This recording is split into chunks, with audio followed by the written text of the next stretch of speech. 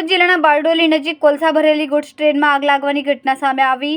પ્રાપ્ત માહિતી મુજબ સોનગઢથી દાહડુ રોડ તરફ જઈ રહેલી ગુડ્સ ટ્રેનની બોગી નંબર 15403માંથી અચાનક ધુમાડો નીકળતો જોવા મળી નજીક ટ્રેન પસાર થઈ રહી હતી ત્યારે કોલસા ભરેલી બોગીમાં આગ લાગતા ધુમાડાના ગોટા જોવા મળ્યા। ઘટનાની જાણ થતાં જ બારડોલી ફાયર વિભાગ તાત્કાલિક જાણ કરવામાં આવી। સુરક્ષાના ભાગરૂપે રેલવે તંત્ર દ્વારા ઓવરહેડ ઇલેક્ટ્રિક લાઇટ બંધ કરવામાં આવી હતી। ત્યારબાદ ટ્રેનને બારડોલી રેલવે સ્ટેશનના પ્લેટફોર્મ નંબર 1 પર લાવવામાં આવી હતી, જ્યાં ફાયર વિભાગની ટીમે પહોંચીને આગ પર પાણીનો છંટકાવ કરીને પરિસ્થિતિને કાબૂમાં લીધી।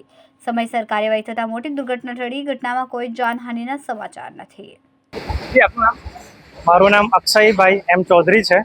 હું બારડોલી ડિસ્ટ્રિક્ટ હેડક્વાર્ટરમાં ડ્રાઈવર કમ પંપ ઓપરેટર તરીકે ફરજ બજાવું છું।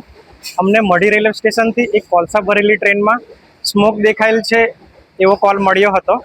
તો અમે બારડોલી રેલવે સ્ટેશન પર એ ટ્રેન પહોંચી ત્યારે સલામતીના ભાગરૂપે ત્યાં પાણીનો છંટકાવ મારી સ્મોક પર કંટ્રોલ મેળવેલ છે।